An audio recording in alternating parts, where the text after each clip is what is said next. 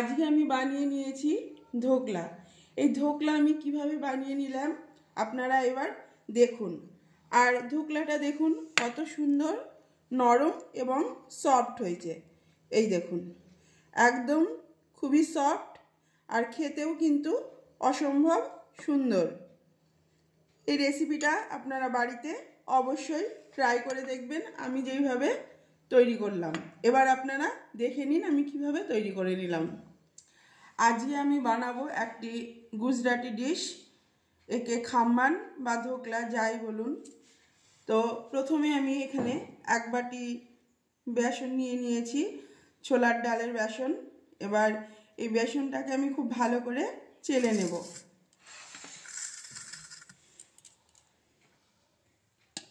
একটা স্ট্রেনারের ভেতরে দিয়ে আমি খুব ভালো করে চেলে নেব যাতে এর ভেতরে কোনো গুটি না থাকে।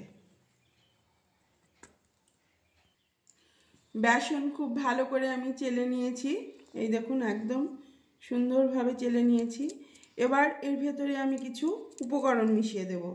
এখানে প্রথমে আমি দেব 1 ইঞ্চি আদা আমি গ্রেট করে নিয়েছি, আর 2টো কাঁচা লঙ্কা ছোট ছোট কুচি করে কেটে নিয়েছি, এগুলো দিয়ে দিলাম। এবার দিয়ে দিলাম আমি একটা লেবু, পাতি লেবু রস করে নিয়েছি, সে লেবুর রসটা দিয়ে দিলাম। এবার দিয়ে দেব আমি স্বাদ অনুযায়ী লবণ, ছোট চামচের 1 চামচ লবণ দিয়ে দিলাম। আর দেব সামান্য পরিমাণ হলুদ, অল্প পরিমাণ একদম হলুদ। আর দিয়ে দেব একটু রিফাইন অয়েল। এখানে 2 চামচ আমি রিফাইন অয়েল নিয়েছি, এই 2 চামচ রিফাইন অয়েল এর ভেতরে দিয়ে দিলাম। এবার খুব ভালো করে আমি এটাকে সব উপকরণ একবারে মিশিয়ে নেব। সমস্ত উপকরণ আমি খুব সুন্দর করে মিশিয়ে নিয়েছি। এবার অল্প অল্প করে জল দেব, আর একটা হ্যান্ড হুইস্কের সাহায্যে আমি একটা গোলা বানিয়ে নেব। এবার অল্প অল্প জল দেব আর এইভাবে একটা গোলা বানিয়ে নেব। খুব ভালো করে ফেটিয়ে নিয়েছি, খুবই সুন্দরভাবে ফেটানো হয়ে গেছে আমার। এবারে আমি 10 মিনিটের জন্য রেস্টে রেখে দেব। এখানে 10 মিনিট হয়ে গেছে, এবার আমি ঢাকনাটা খুলে নেব। আবারও খুব ভালো করে ফেটিয়ে নেব। দেখুন অনেকটাই কিন্তু ফুলে উঠেছে। এরপরে আমি এর ভেতরে মেশাবো ইনো। এই যে ইনো আমি মুখটা কেটে নিয়েছি, এবার ইনো দিয়ে দেব। আপনারা চাইলে বেকিং পাউডার বা বেকিং সোডাও দিয়ে দিতে পারেন। এরপরে ভালো করে আবারও নাড়িয়ে নেব। এবার কিন্তু ফুলে উঠবে, যে ব্যাটারটা আমি বানিয়ে নিয়েছি এটা কিন্তু ফুলে উঠবে। বেশিক্ষণ আর এতে দিয়ে রাখবো না। এরপরে আমি এখানে একটা থালা নিয়েছি, থালাতে রিফাইন অয়েল দিয়ে তার উপরে একটা কাগজ আমি দিয়ে দিয়েছি। এরপরে যে ব্যাটারটা আমি তৈরি করে নিলাম, এই ব্যাটারটা এবার এর ভেতরে আমি ঢেলে দেব।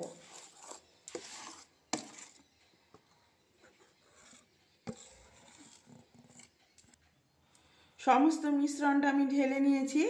এরপরে একটু ট্যাপ করে দেব যাতে ভেতরে হাওয়া থাকলে সেটা বেরিয়ে সমান হয়ে যাবে। এরপরে আমি এটা কড়াতে দিয়ে দেব। এখানে আমি একটা কড়া বসিয়ে জল দিয়ে দিয়েছি, আর তার উপরে একটা স্ট্যান্ড বসিয়ে দিয়েছি। জলটাও গরম হয়ে গেছে। এবার আমি এই থালাটা এখানে বসিয়ে দেব। এবারে বসিয়ে দিলাম। জলটা এমনভাবে দিতে হবে যাতে থালার ওপরে যেন না উঠে আসে। এবারে আমি 10 মিনিট ফ্লেম হাই দিয়ে 10 মিনিট এখানে ঢেকে দেব। এবার এখানে আমি একটা লবঙ্গ দিয়ে দিলাম যাতে বাইরে থেকে ভেতর থেকে যাতে বাষ্পটা বাইরে বেরিয়ে না আসতে পারে। এবার ঢাকনাটা আমি খুলে নেব 10 মিনিট পরে। দেখুন ধোকলাটা কত সুন্দর ফুলে উঠেছে। এবারে আমি নামিয়ে নেব। গ্যাসের ফ্লেমটা বন্ধ করে দিয়ে আমি এবার নামিয়ে নেব। এবার একটা টুথপিক দিয়ে আমি দেখে নেব যে পুরো সব কিছু ঠিকঠাক আছে কিনা। দেখুন একটুও গায়ে কোনো কিছু লেগে নেই, একদম শুকনোতায় উঠে এসেছে, মানে একদম সুন্দরভাবে এটা আমার কুক হয়ে গেছে। এবার কিছুক্ষণের জন্য আমি ঠান্ডা হতে দেব। কিছুক্ষণের জন্য আমি রেখে দিয়েছিলাম ঠান্ডা হওয়ার জন্য। এবার আমি আর একটা প্লেটে তুলে নেব। এইভাবে করে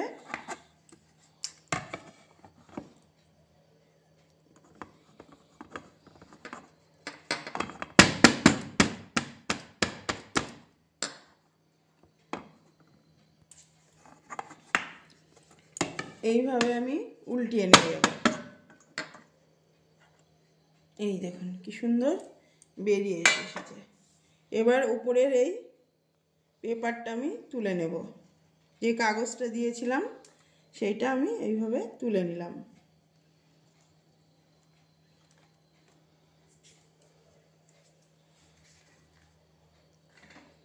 এবার আর একটা প্লেটে ট্রান্সফার করে নেব আমি। এই দেখুন। এবারে আমি এই ধোকলাটাকে পিস পিস করে কেটে নেব। খুব সুন্দর, কিন্তু এই আদা দেওয়ার ফলে খুব সুন্দর একটা স্মেল বেরিয়েছে। এবার আমি সুন্দর করে পিস পিস করে কেটে নেব। আপনারা কিন্তু আদা গ্রেট করে দেবেন, তাহলে কিন্তু খুব সুন্দর একটা স্মেল বেরোবে। এইভাবে আমি এবার পিস পিস করে কেটে নেব। পিস পিস করে এই যে কেটে নিয়েছি আমি সুন্দর করে। এবার একটা তুলে আমি দেখিয়ে দেব যে কতটা স্পঞ্জি হয়েছে। দেখুন কেমন জালি তৈরি হয়েছে। ইনো দেওয়ার ফলে কিন্তু এই জালিটা তৈরি হয়েছে। আর দেখুন কতটা সফট হয়েছে। এই দেখুন একদম নরম তুলতুলে স্পঞ্জের মতো হয়েছে। এবার তড়কা করার জন্য বা তড়কা লাগানোর জন্য আমি এখানে একটা ছোট কড়া বসিয়ে দিয়েছি। এখানে আমি 2 চামচ মতো তেল দিয়ে দিলাম। কড়াতে আমি তেল দিয়ে দিয়েছি। এবার দেব আমি এখানে কালো সর্ষে দিয়ে দিলাম। এখন কিন্তু গ্যাসের ফ্লেম একদম লোতে দিয়ে রাখতে হবে। এরপরে দেব আমি কাঁচা লঙ্কা, কটা মুখ ফাটিয়ে নিয়েছি কাঁচা লঙ্কা দিয়ে দিলাম। আর দিয়ে দেব কারি পাতা।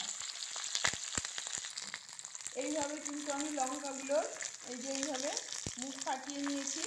এবারে দিয়ে দেব আমি পরিমাণ মতো জল।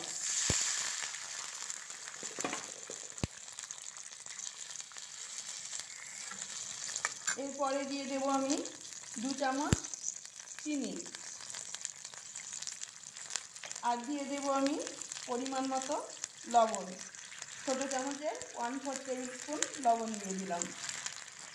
এবার খুব ভালো করে এটা সেদ্ধ হয়ে যাক। তরকাটা হয়ে গেছে, এবার নামিয়ে নেব।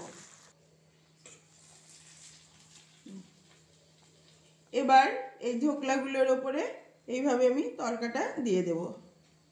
এটা কিন্তু না দিলে এর টেস্টটা কিন্তু আসবে না, এটা কিন্তু দিতেই হবে। আপনারা বাড়িতে কিন্তু অবশ্যই এইভাবে তৈরি করে দেখবেন, খেতে কিন্তু অসম্ভব সুন্দর হয়। আর এতে পেটও ভরে। বাচ্চাদের টিফিনে আবার বড়দের টিফিনে কিন্তু আপনারা এটা দিতে পারেন। আবার সকালের ব্রেকফাস্টেও এটা তৈরি করে নিতে পারেন।